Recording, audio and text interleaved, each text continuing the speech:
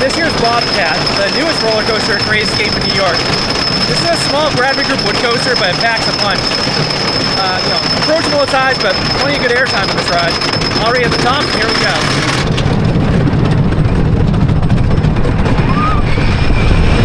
Yeah, the drop is so good in the back.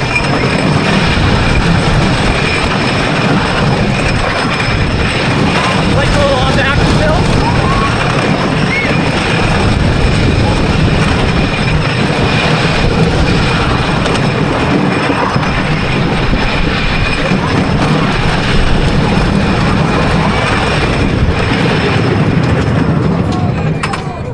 And that's Bobcat.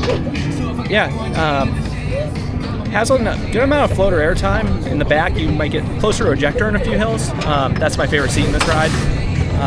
Yeah, that's in common form and heights 1-2 punch at this park.